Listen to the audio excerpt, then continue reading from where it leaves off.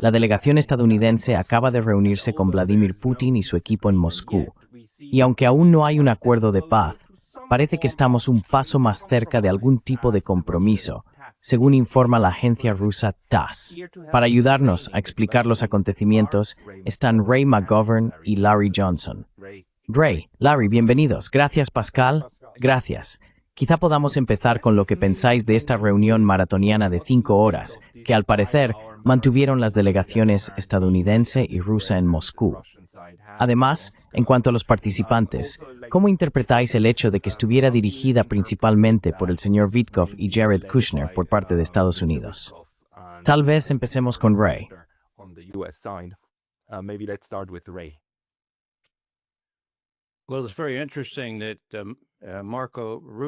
Bueno, es muy interesante que Marco Rubio no esté allí.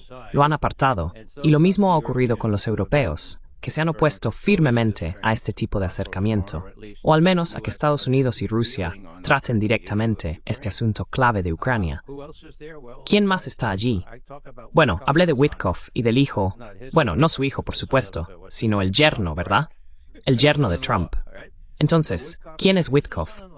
Es un tipo del sector inmobiliario, una especie de financiero, y se lleva muy bien con Dmitriev, que es el financiero de los rusos. Hablaron un poco sobre el potencial de una gran expansión de las relaciones económicas. Eso puede que ocurra, pero no durante varios años. Aún así, está sobre la mesa, y saben que Trump está interesado en ello.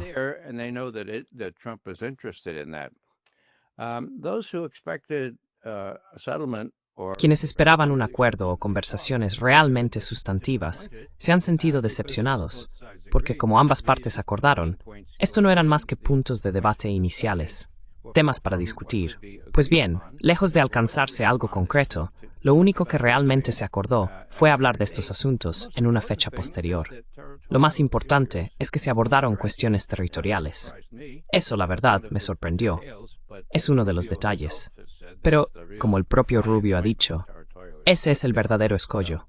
Las cuestiones territoriales. Por supuesto que lo son. ¿Y qué más? Bueno, antes de terminar, voy a ampliar un poco el enfoque. Sabéis que me gusta hablar del contexto de todo esto. Y el contexto es que tenemos a un presidente delirante. ¿Cuál es la palabra? Narcisista. Ahora bien, si yo fuera quien entrega a Putin el informe diario del presidente y él me preguntara, ¿qué pasa con Trump? And they asked me, what about Trump? What do you think he's going to do? I would have to say, ¿Qué crees que va a hacer? Yo tendría que decir ni idea en ruso. Es tan voluble que no podemos averiguar qué va a hacer de un día para otro. Así que, Putin, ¿qué significa eso? Significa, señor Putin, que tiene los dedos sobre esos códigos, ¿de acuerdo? Hay que tratar a un narcisista delirante como Trump del mismo modo que tratarías a cualquiera de ese tipo. Hay que ser muy cuidadoso. No puedes provocarlo. Tienes que seguirle el juego. Tienes que halagarlo. Tienes que decirle, oh, eso que hiciste fue genial, y deberías haber recibido el Premio Nobel de la Paz.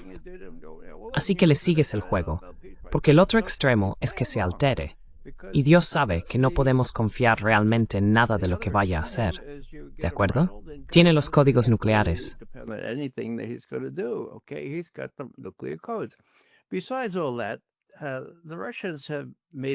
Además de todo eso, los rusos han dejado muy claro desde que Trump asumió el cargo que Trump no es Biden, ¿de acuerdo? Están hablando con Trump. Hay algunas pruebas de que Trump realmente está interesado en un acuerdo final sobre Ucrania. Creo que realmente lo está. Así que, 3 años más con este tipo. ¿Cómo vamos a tratar con él? Es algo así como... Sí, como los puercoespines apareándose en la selva. Sabes que se aparean con muchísimo cuidado, ¿verdad? Así es como hay que manejar a Trump. Y creo que, dado que los rusos están ganando en Ucrania y Putin tiene prisa, lo que realmente necesita explicación es por qué Trump tiene tanta prisa. Podríamos hablar de eso más tarde. Tengo un par de teorías al respecto. Una de ellas un poco fuera de lo común. Me detengo aquí. Espero que eso ayude. Sí. Entonces, Larry, ¿cómo interpretas esto? Quiero decir, me parece que estamos acercándonos a algo viable, ¿no es así?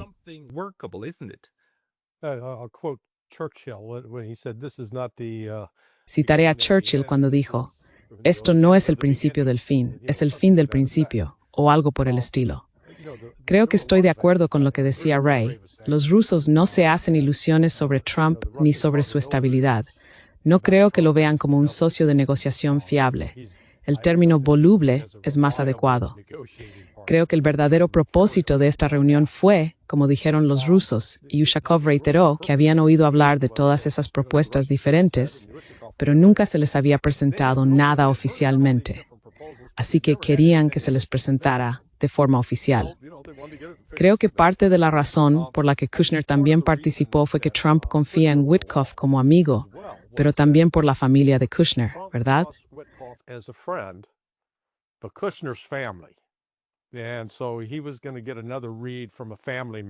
Así que iba a obtener otra opinión de un miembro de la familia sobre lo que estaba ocurriendo.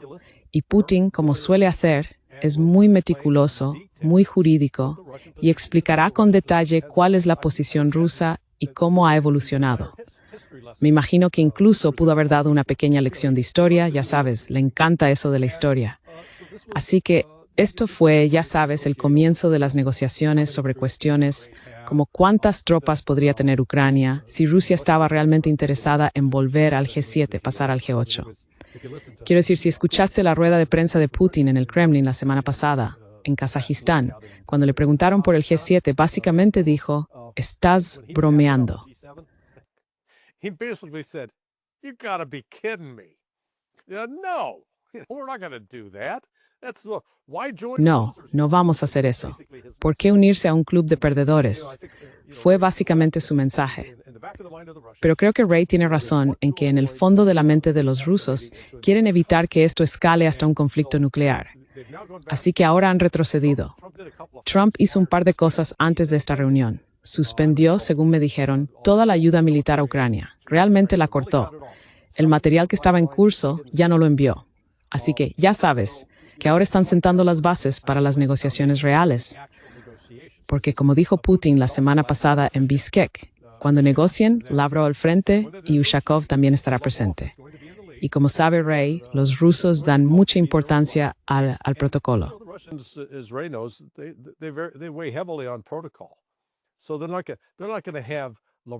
Así que no van a hacer que Lavrov se siente con algún subordinado de segundo o tercer nivel.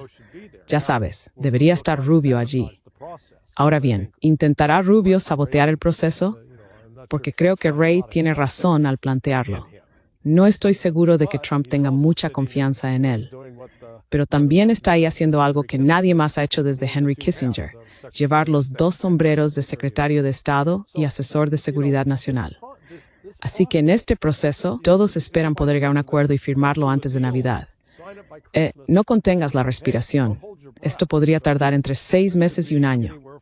Y mientras tanto, la ofensiva rusa está ganando impulso y puede hacer que las negociaciones dejen de ser relevantes.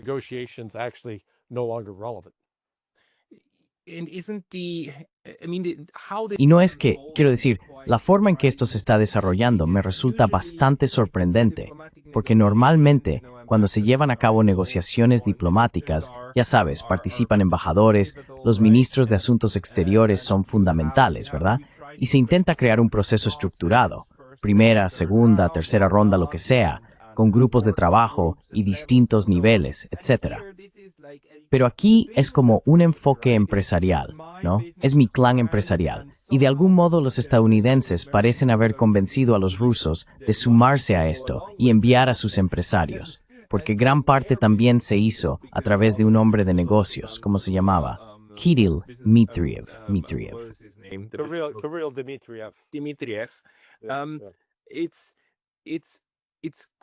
Es bastante, me pregunto qué pensarán de ello. Quiero decir, especialmente el lado ruso, porque en cierto sentido lo que se busca son garantías de que todo lo que se negocie se implemente realmente. Exacto. Así que se necesita el respaldo institucional. Ray, ¿qué opinas? ¿Cómo están intentando los rusos? ¿O cuál es la estrategia rusa en esta situación? ¿Cómo consiguen apoyo, digamos, del lado de la seguridad, de las agencias de inteligencia, como la CIA? Sabemos que la CIA está sobre el terreno en Ucrania, ¿verdad? Entonces, ¿cómo manejarían los rusos el aspecto institucional de lo que se esté discutiendo allí? institutional side of whatever is being discussed there. Bueno, en cuanto al proceso, odiaría ser el director general de esta empresa. This company, ¿Qué empresa? of the U.S. company here, it's not even De la empresa estadounidense aquí. business practices. Ni siquiera es coherente con las And the prácticas British empresariales say normales. this is not proper. Y los británicos tienen su manera de decir, esto no es correcto. No es correcto. Es incorrecto, de hecho. But it's Bueno, Trump. por supuesto que lo es. Pero es Trump, es voluble. Pero eso no importa. Doesn't matter. ¿Los rusos preferirían un enfoque más ordenado y directo? Por supuesto que sí, y lo han dicho. Pero tratan con Trump tal como es, y ven en él cierta flexibilidad. Y ya sabes, parecía ser a mediados de octubre, cuando personas como Kellogg y otros halcones le decían a Trump, mira, Ucrania todavía puede ganar esto, y los rusos están desmoronando. Su economía está, están perdiendo. The Russians are falling apart. Their economy is just, they're losing, and they're losing 3 million troops every week. Y están perdiendo 3 millones de tropas cada semana. Sí, no era tan grave. Pero entonces de repente descubrió que le estaban mintiendo a mediados de octubre, ¿vale? Y ahí fue cuando empezó todo esto. Fue entonces cuando llamó a Putin y le dijo, bueno, reunámonos en Budapest. Luego al día siguiente se reunió con Zelensky y le dijo, olvídate de esos Tomahawk. No vamos a darte esos Tomahawk por razones X y Z. Así que fueron 2 días seguidos. Después de eso, Trump recibió muchas críticas, ¿verdad? Tardó como una semana en recuperarse. Y luego tienes a Rubio y Lavrov hablando, pero eso no importa. Y cancelan la cumbre de Budapest. But that doesn't matter, and they're canceled the Budapest summit. But then all of a sudden somebody says now. Pero entonces, de repente, alguien dice, ahora Donald, ¿qué tal si imponemos sanciones realmente duras contra Lukoil, contra Rosneft? Sí, eso servirá. Entonces él dice, de acuerdo. Ahora bien, hay comunicaciones sub rosa, ¿verdad? Mi idea es que alguien sensato, quizá incluso el propio Trump, comunicó a los rusos, mirad, tengo que hacer esto, no os va a perjudicar mucho. Las sanciones, incluso como se llama Mnuchin, el secretario del Tesoro, dice que ya no importan. Vamos a hacer esto. Pero al día siguiente, yo, Vladimir Putin, voy a enviar a Dmitriev a Miami para hablar con Witkoff y Jared Kushner. Miami to talk with Witkoff and Jared Kushner, and maybe we'll, if Umerov from the Ukraine. Y quizá, sí, si Umerov de Ucrania quiere, bueno, ya lo resolveremos. What happens? Ahora, ¿qué pasa? Tenemos una conversación interceptada realmente interesante entre Dmitriev y Ushakov, 2 diplomáticos rusos de muy alto nivel. Dios mío, ¿quién filtró eso? Es un delito grave. Quien quiera que lo haya filtrado. ¿Quién lo recopiló? Bueno, los sospechosos habituales, la Agencia de Seguridad Nacional o el GCHQ en Gran Bretaña. Pero ya sabes, Dmitriev estaba en Arabia Saudí. Podría ser tan simple como una intervención telefónica. Los saudíes podrían haberlo hecho. Pero, fuera lo que fuera, se hizo para mostrar cómo empezó todo esto. Bien, ¿y qué mostró? This thing initiated, okay? And what did it show? It showed that Dmitriev and Ushakov Mostraba que Dmitriev y Ushakov habían preparado un pequeño documento para que Witkoff y el hijo, Jared Kushner, lo revisaran y comentaran. Jared Kushner, ¿Y fue eso una iniciativa rusa? No. Esa interceptación me sugiere que Witkoff dijo, mira, necesitamos algún tipo de puntos de conversación para empezar, por el amor de Dios. Y no podemos pedirle a Rubio que lo haga. Sería terrible. Así que, ¿podríais vosotros prepararnos un pequeño documento? Empezaremos y añadiremos nuestras propias cosas. Y si Umerov ofrece algo que decir, así fue como empezó. Está claro en esta interceptación, ¿de acuerdo? La interceptación que nosotros, la revelación de la interceptación, supongo que fue The Observer, o no, fue algún otro Times. no, it was some other. Times? Fue eso, pensé que era el Financial Times o The Economist. It was the other one, Bloomberg. So they Fue el otro, el de Bloomberg. Lo publicaron íntegro, en ambos idiomas. Lo comprobé, la traducción al inglés era buena. Querían echarlo todo por tierra, pero fue sin tapujos. Seguimos adelante de todos modos. Así que creo que entonces quedó claro que estábamos listos para negociar. Los rusos decían, mira, ¿recuerdas cuando estuvimos juntos en Alaska? 2 cosas. Acordaste no insistir en un alto el fuego inmediato y evitar que Zelensky y esos europeos sabotearan todo el asunto. Ahora no lo has hecho. ¿Vas a hacerlo o no? Y fue entonces cuando, en mi opinión, Trump se dio cuenta de que lo habían engañado tipos como Kellogg y Rubio. Le dije a Rubio al final, justo la semana pasada, mira Marco, tenemos fondos de viaje suficientes aquí para que vayas y vuelvas, en primera clase, a Miami. For you to go round trip first class to Miami, but we don't have enough money to send you to Moscow. Pero no tenemos suficiente dinero para enviarte a Moscú para las negociaciones a las que van Steve y Jared. Y por cierto, tampoco tenemos suficiente dinero para enviarte a Bruselas. Eso me avergonzó un poco, porque la OTAN se reunió hoy, la reunión ministerial de la OTAN, y esta es la primera vez en la historia, o al menos desde 1958, cuando empecé a seguir todo esto, que el secretario de Estado no se presenta en la reunión ministerial de la OTAN. Así que la OTAN ha sido despreciada. Los europeos han sido despreciados. Lo último que diré es que esto es realmente curioso. Al final de las declaraciones de Ushakov le preguntan, ¿dónde fue Witkoff?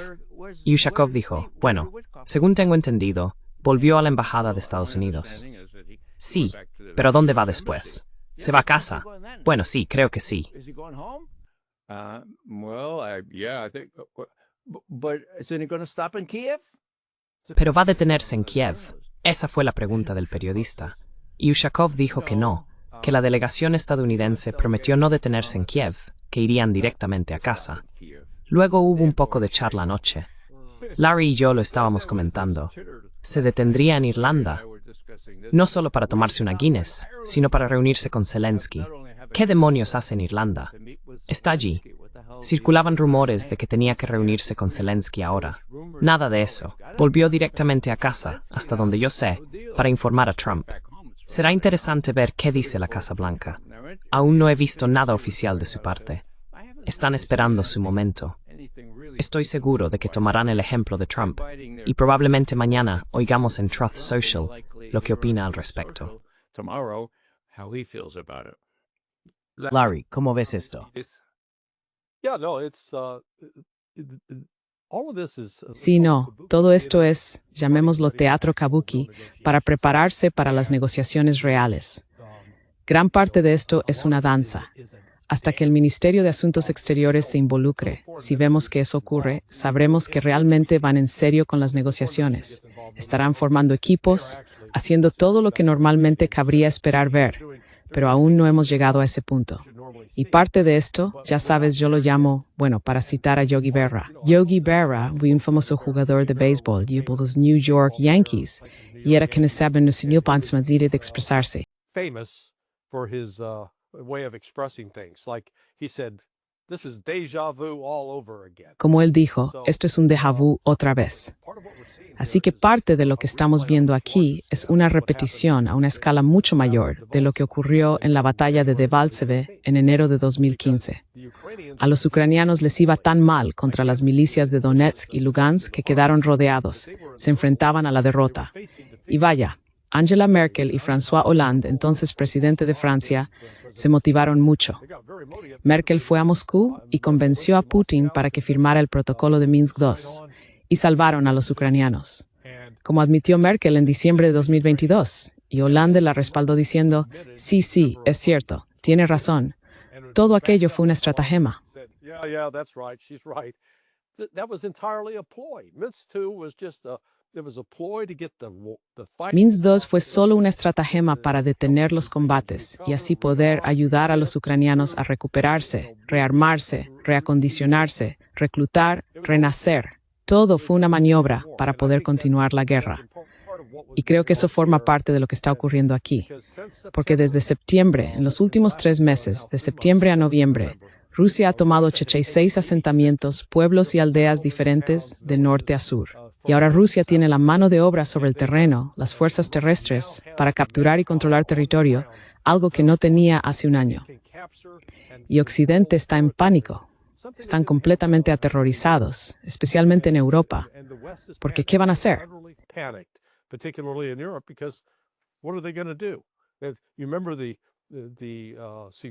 ¿Recuerdas la sugerencia de los europeos?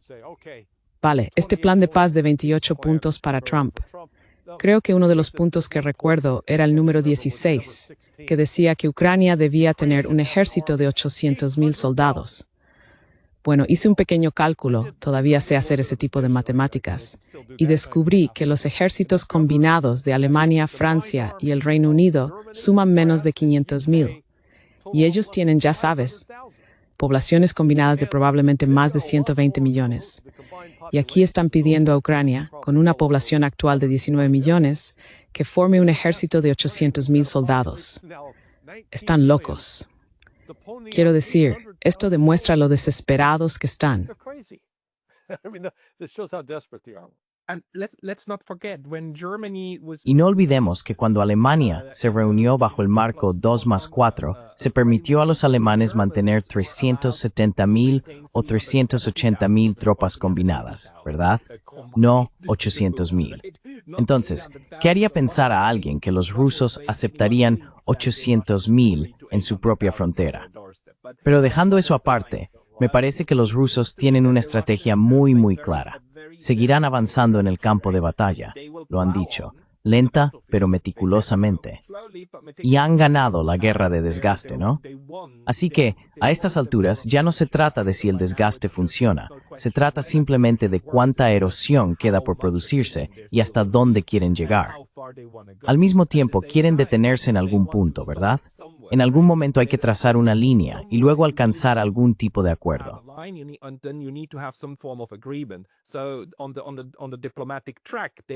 Así que, en el plano diplomático, están siguiendo la línea de cómo la administración Trump quiere implementar esto, probablemente, como dice Ray, para complacer a Trump y al menos no perder ese plazo. Bien. Entonces, ¿crees que hay una estrategia detrás de llegar de alguna manera a este punto en el que se puede implementar el gran plan que quieren los rusos, que es un acuerdo de seguridad en Europa? Esa es la parte difícil. Exacto, un acuerdo marco. Quiero decir, detenerse en Ucrania es una cosa y dividir el territorio, pero llegar al proceso de un acuerdo de seguridad es otra. Quizá empecemos con Larry y luego con Ray. ¿Cómo crees que están intentando negociar ese marco más amplio del que los rusos llevan hablando 3 años y medio?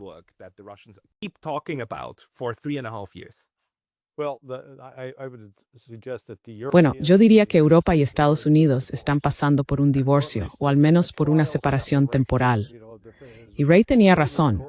Por primera vez en la historia, no solo desde que él empezó a trabajar en el tema, sino nunca antes, el secretario de Estado no se presentó a la reunión ministerial. Y si son ciertos los informes de que Trump ha cortado el flujo de ayuda a Ucrania, entonces surge la historia de la corrupción. Esa historia realmente ha cobrado fuerza, y el problema de la corrupción es muchísimo mayor que los 100 millones de dólares que se han mencionado. Se trata de miles de millones. Cerca de 50,000 millones de un total de 360,000 millones. Sí, con B. Pero el tema de la corrupción lo están impulsando los estadounidenses. Los estadounidenses controlan la NABU, así que es la parte estadounidense la que dice cortémosles el grifo.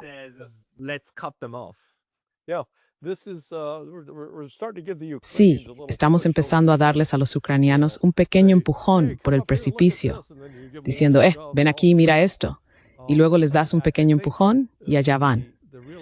Creo que Trump, al leer las encuestas, se ha dado cuenta de que ya no existe el mismo apoyo generalizado que había hace 4 años para respaldar a Ucrania. De hecho, creo que la historia de la corrupción se está difundiendo deliberadamente para enturbiar aún más las aguas, porque una de las cosas que no se sabe realmente de forma pública, bueno, no de manera generalizada, es que al menos 23 miembros del Congreso han recibido millones de dólares. Sé de un senador republicano, en concreto, que recibió entre 16 y 17 millones, y de un senador demócrata, en concreto, que recibió 23 millones. Así que este es dinero que dimos a Zelensky, que fue a parar a los ucranianos.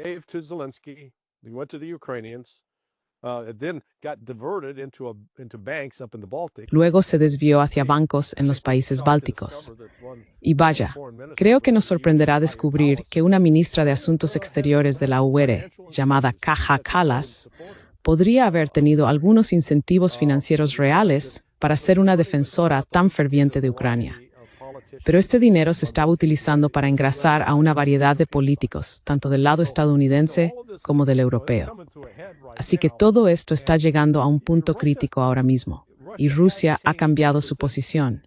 Porque si retrocedemos a marzo de 2022, cuando Lavrov lo dejó claro, cuando me reuní con él junto con el juez aquel otoño, dijo: mire, el acuerdo inicial que aprobamos fue presentado por los ucranianos. Lo único en lo que insistimos fue en limitar el ejército a 85,000. Pero íbamos a dejar Donetsk y Lugansk bajo control ucraniano.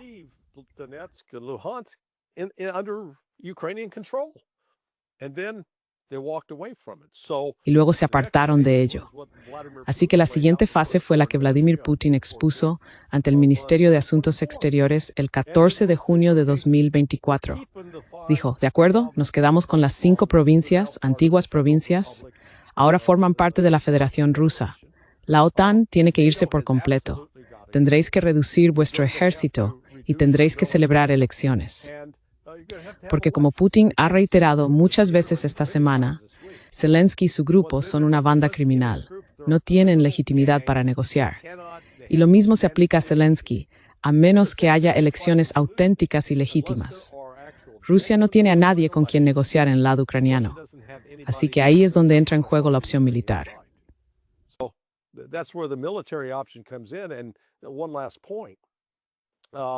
Y un último punto, el cambio de táctica esta semana, con el ataque a la flota fantasma de Rusia, los 2 petroleros en el Mar Negro que se encontraban en la zona económica turca. Luego, hoy se siguió con un ataque frente a la costa de África, cerca de una antigua colonia francesa. A ver quién podría haber hecho eso, ¿no? Atacaron con drones, y Putin estaba furioso. Quiero decir, cuando le entrevistaron hoy, dejó claro que si esto vuelve a ocurrir, tenemos una serie de opciones, dijo. Cerrar completamente el Mar Negro, imponer un embargo a Odessa o incluso salir a abordar y tratar con los barcos que viajen a Ucrania, aunque sean franceses, británicos o estadounidenses. Así que decir lo que planteó supondría una escalada significativa. No estaba jugando con los europeos.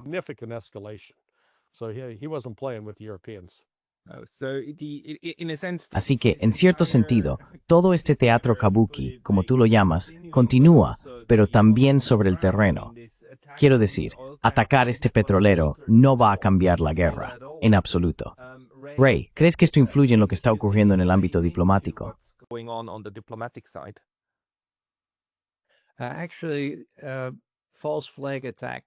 En realidad, los ataques de bandera falsa, o ataques como el que Larry acaba de mencionar, son algo habitual.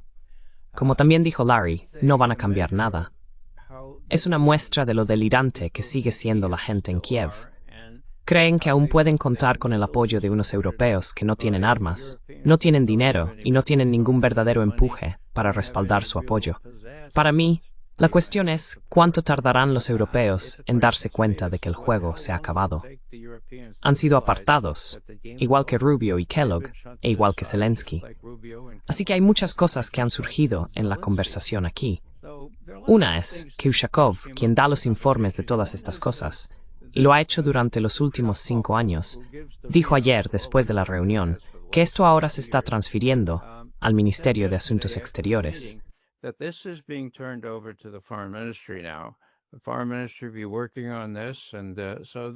El Ministerio de Asuntos Exteriores se encargará de esto. Y Larry, has hecho un buen comentario al señalar que el ministerio ha estado algo marginado.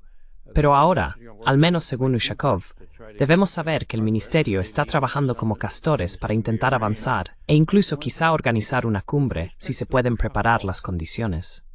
Eso es una cosa. En cuanto a Ushakov, lo vi anoche y me recordó algo muy relevante aquí. Tiene que ver con lo que dijo Larry sobre los engaños de Minsk, donde, como mencionó Larry, Hollande y Merkel admitieron que solo se trataba de dar tiempo a los ucranianos para prepararse, armarse y entrenarse con las fuerzas de la OTAN. Y ahora míralos. Están listos, ¿de acuerdo?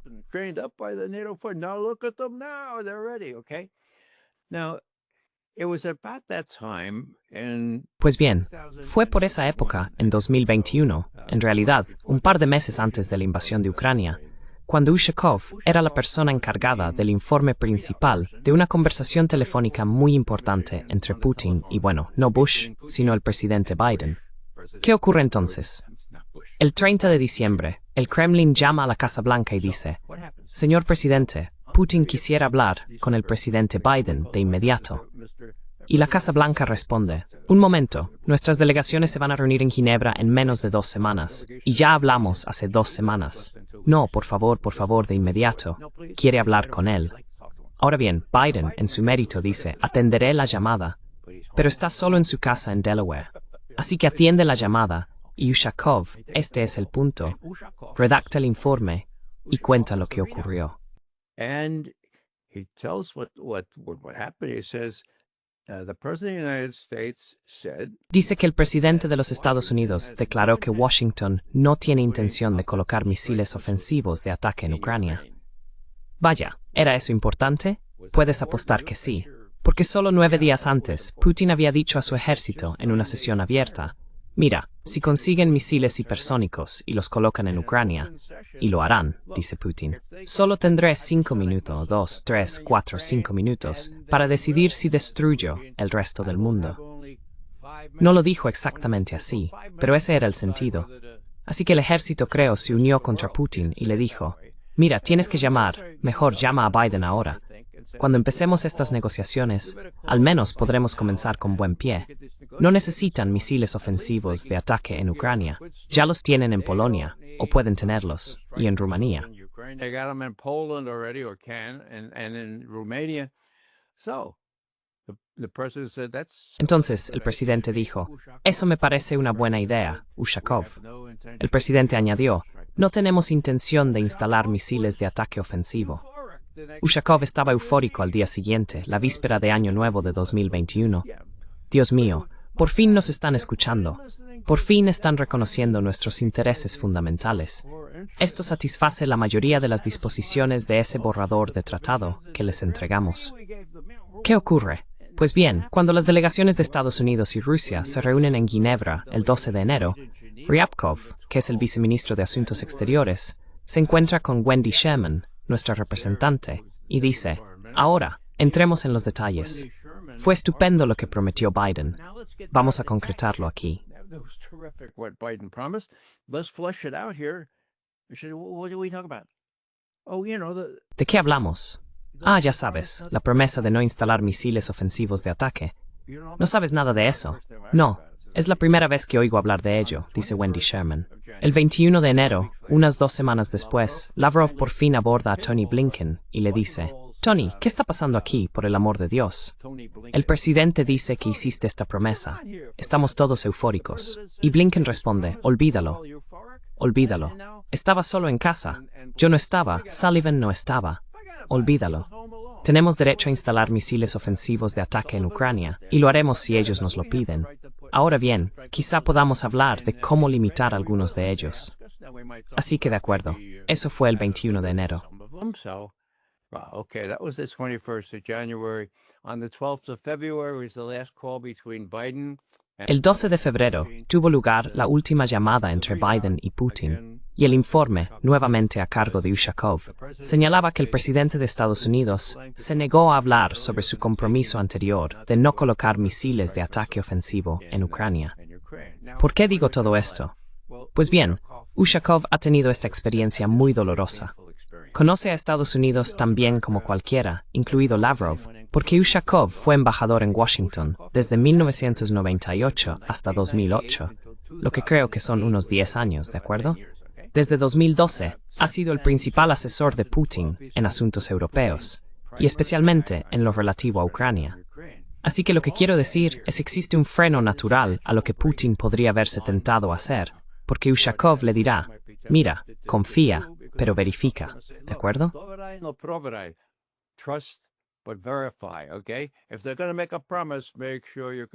Si van a hacer una promesa, asegúrate de que puedas verificarla.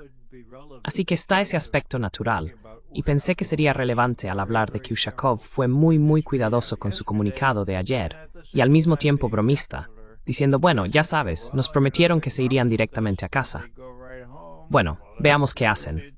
¿Irán a Kiev? Bueno, nos prometieron que no irían a Kiev, así que, ya sabes, fue realmente una actuación magistral por su parte. Y lo único que digo es que cuando hablas de comunicados, bueno, Ushakov los conoce de arriba abajo, ¿de acuerdo? Y aquella fue una experiencia muy mala para él. No van a volver a tener ese tipo de experiencia mientras Ushakov siga por aquí. As long as Ushakov is still around. Yeah, that's why I wonder, Larry. Sí, por eso me pregunto, Larry. Sabes, Vladimir Putin es quien una vez dijo, o se dice que dijo, que había conocido a varios presidentes de Estados Unidos, y que cuando los conoces en persona, llegas a un entendimiento. Pero luego vuelven a casa, y los visitan las personas de los trajes negros que les explican cómo funcionan realmente las cosas. Y todos los acuerdos previos que habías alcanzado en privado básicamente se van por la ventana. Así que ellos lo saben, los rusos lo saben. Esto no es, bueno, no creo que sean ingenuos al respecto ya, especialmente después de Minsk y todo eso, después de darse cuenta de cómo los engañaron. Entonces, ¿qué dirías que es la estrategia más probable para que aún puedan, de algún modo, guiar un proceso? Creo que en Rusia piensan en términos de procesos, y este es un proceso con el que están dispuestos a seguir adelante. Y si leemos la agencia de noticias TASS, están empezando esa palabra, compromiso. Aún no han alcanzado ningún compromiso, pero es una palabra interesante. ¿Poco eso? Can you maybe speak to that?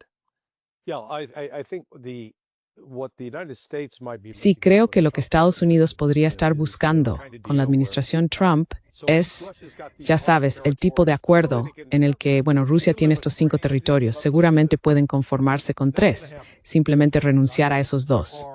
No va a suceder, ¿de acuerdo? Quiero decir, Rusia ha tenido 2 objetivos desde el principio: desmilitarizar Ucrania y desnazificar Ucrania. Esos son realmente los 2 objetivos fundamentales. Esos no desaparecen, deben seguir adelante y aplicarse. Ahora bien, ¿preferiría Rusia implementarlos por medios diplomáticos? Absolutamente. Es casi, bueno, hace casi 2 años exactamente. Estuve en Moscú y conocí a Sergei Ryabkov por primera vez. Estaba allí con Pepe Escobar y tuvimos una conversación muy breve con Ryabkov, pero él ya entonces subrayó la frustración por parte del Ministerio de Asuntos Exteriores ruso ante la falta de comunicación. Y no era solo frustración.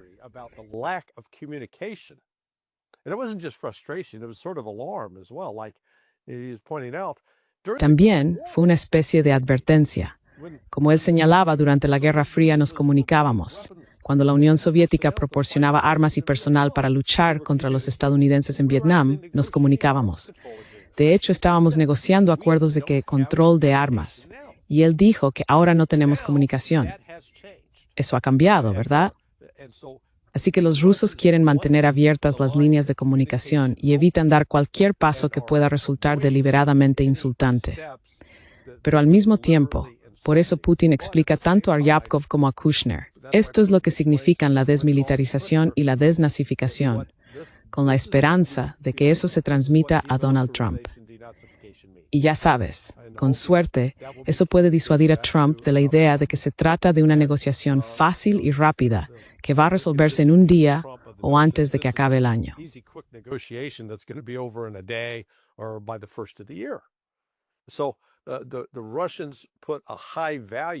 Así que los rusos dan un gran valor a esa comunicación. El problema del lado estadounidense es, y creo, Ray, que este fue uno de sus puntos analíticos fundamentales cuando estaba en la CIA dirigiendo el área de análisis soviético, que hay que escuchar lo que dicen los rusos. No son dados a decir tonterías ni a lanzar humo. Y en particular, cuando todos dicen lo mismo, más vale que lo tengas en cuenta. Significa algo. Por eso digo que ya sabes, escuchas a Ushakov, escuchas a Zaharova, escuchas a Lavrov, escuchas a Ryabkov, vas bajando la lista y ninguno de los rusos dice algo diferente. Así que hay que decir, quizá deberíamos escucharlos.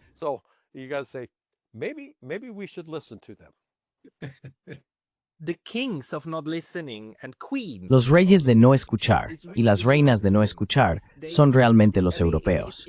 Quiero decir, me parece increíble pensar en el tipo de delirios en los que viven. Ahora están furiosos, pero no hay nada que puedan hacer. Ray, ¿tú crees que ya sabes, los chihuahuas de Europa tienen una correa lo bastante corta como para no estropear lo que sea que esté ocurriendo? Porque obviamente lo intentan. Lo intentan con mucho empeño. Pero, ¿cómo estimas tú la Corea de Europa desde la Casa Blanca, desde la administración Trump? European leaders are in Los líderes europeos están en una situación muy difícil.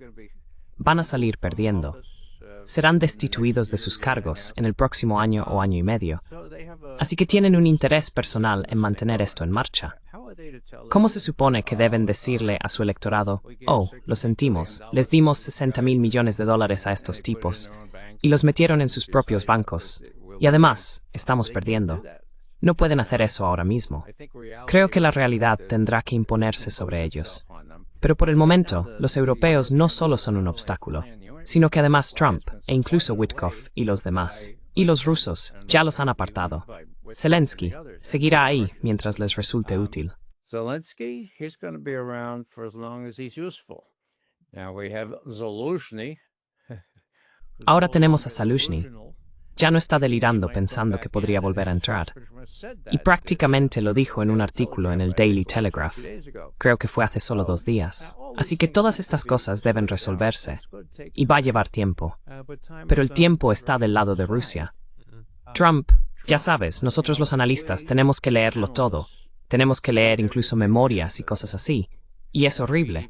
Pero ahora tenemos que verlo todo. Tenemos que ver al presidente de Estados Unidos agarrándose al pasamanos del avión. Y tenemos que oír el ruido. Y luego tenemos que responder. ¿Y qué dice él? Dice, bueno, ya sabes, ¿cuánto va a tardar?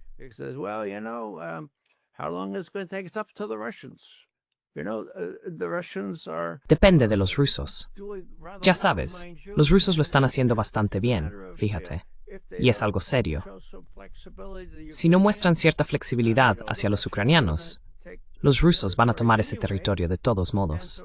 Así que es una elección entre perder 50,000 o 60,000 personas más en el proceso, o llegar a algún tipo de acuerdo ahora. Trump sabe quién está ganando ahora, y eso es importante, porque hace solo 2 meses dijo que Ucrania podía ganar. Bien, ese es el contexto de todo esto. Ahora mencionaste no solo a los europeos, sino que ya sabes, temo un ataque de falsa bandera de mayor magnitud de lo que hemos visto. Estos drones y todas esas cosas.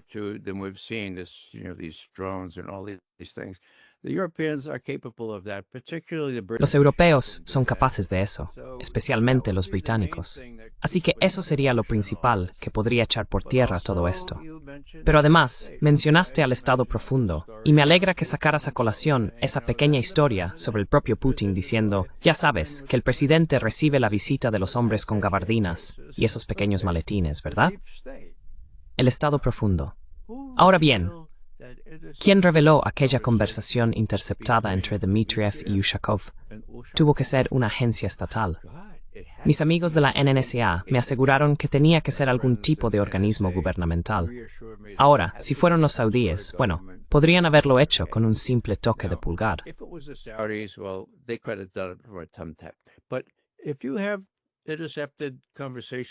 Pero si has interceptado conversaciones entre 2 países, líderes rusos, Dios mío, eso destruye esa fuente. Esa fuente probablemente costó $1 billón desarrollarla. Y quien quiera que haya hecho eso en el Estado profundo, intentando lanzar insinuaciones, oh, mira eso, fueron Dmitriev y Ushakov, ellos prepararon los 28 puntos. Solo por esa razón, por eso están dispuestos a quemar la fuente, a sacrificar todo eso. Así que eso demuestra que tienes toda la razón al señalar a los hombres con gabardinas, sombreros y maletines, porque como sabes, el propio Putin lo ha dicho. Así que están siendo muy cautelosos. Has said that, so they're being very cautious. The good news is that so is Trump so far. La buena noticia es que Trump también lo está, por ahora. Ahora que se ha vuelto religioso, ahora que cuenta con Kellogg y probablemente con Hegseth en esto, y con Rubio desde fuera. Y sí, es poco convencional, pero funciona. Quiero decir, ¿por qué se reuniría Putin 6 veces con Witkoff? De acuerdo, no es correcto. Como dicen los británicos, no es nada correcto, pero funciona. Así que creo que las cosas vuelven a encarrilarse. Larry tiene razón. Va a llevar bastante tiempo. Pero el origen de todo esto fue tanto de Estados Unidos como de Rusia. Rusia puede esperar. Tienes razón, Pascal, al destacar que los rusos realmente quieren algo más. Bien, ¿por qué tardó esto 5 horas? Está muy claro. Why did this thing take 5 hours? It's very clear. This is what Ushakov said. Esto es lo que dijo Ushakov justo después de que terminara. Meeting lasted 5 hours. La reunión duró 5 horas. ¿Por qué? Porque hubo una oportunidad de debatir a fondo las perspectivas de un trabajo conjunto adicional para lograr un acuerdo pacífico a largo plazo en Ucrania. Ya sabes, intereses fundamentales, nueva arquitectura, largo plazo. Eso lleva 5 horas, ¿de acuerdo? Así que sí, no entramos mucho en los detalles ni en los pormenores, aunque, curiosamente, él señala que sí hablaron de cuestiones territoriales. Yo mismo me sorprendo de eso a estas alturas. Pero ahora el asunto está en manos del Ministerio de Asuntos Exteriores. Con suerte, encontrarán a alguien en el lado de Washington que pueda ocuparse de estas cuestiones en nuestro Departamento de Estado. Deal with these things in our State Department, and that's a dubious proposition. But the other thing Y esa es una proposición dudosa. Pero lo otro que mencionaré es que Putin, el 22 de septiembre, dio un paso importante al decir, miren, el nuevo START está muerto el 5 de febrero. Creemos que sería realmente bueno si nos atenemos a los límites cuantitativos del nuevo START, el único tratado estratégico que nos queda. Así que estamos dispuestos a imponer una moratoria sobre la violación de esos límites, si ustedes también lo hacen. Ahora bien, a Trump le preguntaron sobre eso 2 semanas después, y dijo, bueno, me pareció una buena idea. Y ahí es donde corresponde exigir algo más oficial. Eso es lo que Putin quería decir. ¿Podemos tener algo más oficial al respecto? Pero ahí radica, creo, el verdadero desenlace. the real, I think, the real denouement.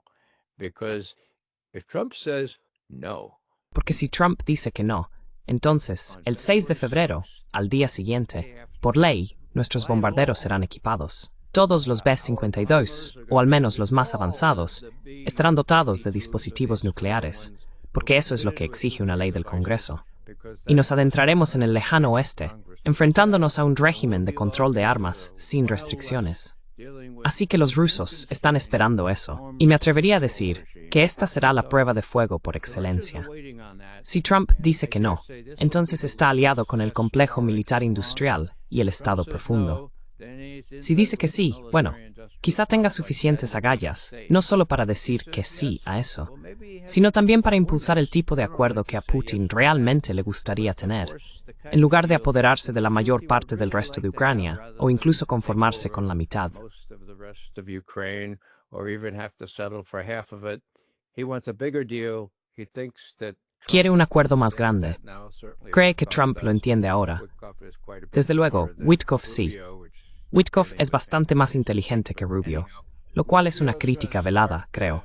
Pero en fin, Rubio va a empezar, ya sabes, con Venezuela. Tienes que hacerlo, Marco. Nosotros nos ocuparemos de Europa y Ucrania. Diría que poco a poco veo el progreso en el horizonte, a menos que ocurra algún gran montaje que lo interrumpa. Y espero sinceramente que las fuerzas de seguridad de Rusia y de los demás puedan evitar algo así y asegurarse de que la gente sepa lo que es cuando suceda. what it is when it happens. These are very good points, and maybe we end. Son puntos muy buenos. Quizá terminemos con Larry. Tú también ves que en cierto sentido, lo que están haciendo los rusos es dejar claro el mensaje. Mirad, Ucrania es un caballo muerto. ¿Para qué tirar buen dinero detrás de algo perdido? Los estadounidenses aún no están dispuestos a soltarlo porque todavía tiene valor estratégico, pero al parecer ellos también lo entienden. Y al mismo tiempo, hay una negociación estratégica más amplia en marcha. Me parece muy bien que hayas mencionado eso, Ray. El nuevo START, el acuerdo nuclear, los últimos pactos que tenemos. Like the last agreements we have. There's also this one point which is that También está este punto, que es que Estados Unidos ahora tiene el derecho de establecer y operar 15 bases militares en Finlandia y 17 en Suecia. Y salvo una, antes no las tenía. Así que en cierto sentido, parece que hay un panorama más amplio en juego. Es justo decir que quizá Moscú y Washington estén ahora más centrados en ese panorama general que en los detalles del campo de batalla. Los detalles y las concesiones territoriales son más bien material para titulares, mientras que es el panorama más amplio lo que persigue Moscú, especialmente. it's the larger thing that especially Moscow is after. Oh yeah, no, definitely the bigger picture. They want Oh, security. sí, no, definitivamente. 30 years. Quieren seguridad. Han pasado 30 años observando la expansión de la OTAN, viendo cómo la OTAN lleva a cabo entrenamientos ofensivos para Ucrania, específicamente en el ámbito de la guerra cibernética. Sabes, la mayoría de los ejercicios de la OTAN se describen como de naturaleza defensiva, pero recuerdo haber visto en la página web de EUCOM que estaban enseñando guerra cibernética ofensiva, si usaron la palabra ofensiva. Entonces te detienes a pensar y te das cuenta de que Ucrania, el mando europeo de Estados Unidos y la OTAN, han realizado más ejercicios en Ucrania, de gran momento que 24 Estados Unidos y Nasran. Piénsalo. Than 24 of the other actual NATO members. Think about that. So that means, for all practical effects, for now. Eso significa que, a todos los efectos prácticos, desde hace más de 30 años, remontándonos a 1995, Ucrania ha sido un miembro de facto de la OTAN. Y Rusia no estaba en condiciones, ni militar, ni tecnológica, ni económicamente realmente hasta 2022, cuando por fin pudo plantarse y decir de acuerdo, esto se va a acabar. Y en el fondo, estoy seguro de que piensan que aún quieren mantener una relación positiva con Occidente, especialmente con Estados Unidos. Pero durante mi reciente visita a Minsk pasé bandas con Sergei Karaganov. Karaganov es un firme defensor de la idea de que el futuro de Rusia no está en Occidente, en Oriente. Russia's future is not in the West, it's in the East. And we got to expand in the East and in Siberia and with China. Y tenemos que expandirnos hacia el este, en Siberia y con China. Es una figura muy influyente. De hecho, cuando estuve allí se suponía que debía tener una reunión con Kirill Dmitriev, pero ya me había comprometido con algo con Karaganov, así que tuve que decirle a Dmitriev, te veré la próxima vez. Puedes reunirte con los negociadores.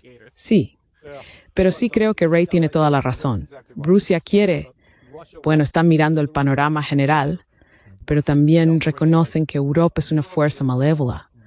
Afortunadamente no tiene poder que tener. Quieren tratar con Europa en pie de igualdad, pero los europeos se niegan a cooperar. Son peores que un adolescente enfurruñado.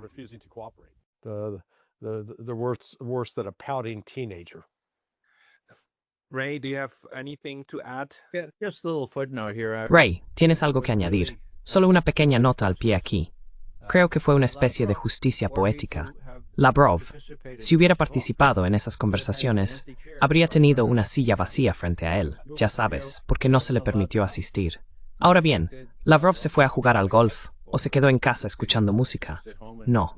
Wang Yi estaba allí, el ministro de Asuntos Exteriores chino, su homólogo, y estaba brindando, cenando, y por así decirlo, divirtiéndose con Wang Yi, que es un diplomático imponente por derecho propio. Así que, en ese microcosmos, se puede ver hacia dónde se dirigen las cosas. Los rusos están mirando realmente hacia China. The Russians are really looking toward China. China and Russia are joined at the hip right now. China y Rusia están unidas de forma inseparable en este momento. Ese es el nuevo, bueno, ese es el cambio tectónico en las relaciones, la correlación de fuerzas. 2 contra 1, por el amor de Dios. Va a llevar un poco más de tiempo para Estados Unidos, y creo que lo último que quiero mencionar es esa actuación en el Día de la Liberación, la victoria sobre Japón, en Pekín, donde había representantes de buena parte del mundo. Ninguna persona occidental digna de mención. No. ¿Cómo se llama? Trump. Tengo un bloqueo mental. Trump, él no estaba allí. Creo que esa es parte de la razón por la que dije, Dios mío, esto es terrible. Me dijiste que es más poderoso del mundo. We were the all-powerful country in the world. What are we going to do? Now, you may think this is a little funny. ¿Qué vamos a hacer? Ahora puede que pienses que esto es un poco gracioso, pero creo que en la mente de Trump él dijo, Dios mío, tenemos que hacer algo. Oh, ya sé lo que haremos. Nos centraremos en nuestro propio hemisferio. Le diré a este tipo, Elbridge Colby, que cambie de atacar a China a centrarse en el hemisferio occidental y en los propios Estados Unidos, porque necesitamos tropas para mantener la paz. Sí, creo que eso formaba parte de su historial. Y hay un paralelismo en el pasado en el que no voy a entrar. Pero ¿por qué eligió Estados Unidos invadir Granada? Porque acababan de perder a 251 marines en Beirut. Bien, así que existe ese impulso de demostrar lo duro que eres. There's this impulse to show how tough you are. Hegseth, of course, is the paradigm of that. Hegseth, por supuesto, es el paradigma de eso. Veremos qué ocurre en Venezuela, pero creo que eso forma parte del asunto. Tenemos que demostrar que todavía importamos a alguien, y si no podemos hacerlo en nuestro propio hemisferio. Dios mío, ¿qué se interpuso en nuestro camino? ¿Qué tan fuertes somos? Y eso se va a desarrollar esta semana en relación con quién ordenó ese segundo ataque, ese asesinato de civiles. Bueno, va a ser interesante, porque los congresistas nunca van a conocer la historia real. Se trataba de personal de operaciones especiales. Ni siquiera era una cadena de mando normal. Estas personas tienen sus propios secretos, que no comparten con nadie. A veces, ni siquiera con el presidente de los Estados Unidos. Not even with the president of the United States. What you're pointing out is very valuable. I think this is Lo que where señalas es muy valioso. Creo que ahí es donde estamos en Estados Unidos. En lugar de matar rusos, lo cual ya no pueden hacer, se van y matan a unos pescadores en el Caribe, lo que todavía es posible, solo para mostrar de lo que son capaces. Y los rusos, ya sabes, aunque los europeos piensen que se están enfrentando cara a cara con ellos, resulta que los rusos ahora solo quieren asegurar la retaguardia y luego avanzar hacia el futuro asiático, que claramente existe. Y la cuestión es cómo asegurarse de que no te den un mordisco de vez en cuando. Así que creo que ahí es donde estamos. Ha sido una discusión muy fructífera. Ray McGovern y Larry Johnson, muchísimas gracias por vuestro tiempo hoy. Muchas gracias. Thanks so much, Mr. Golf.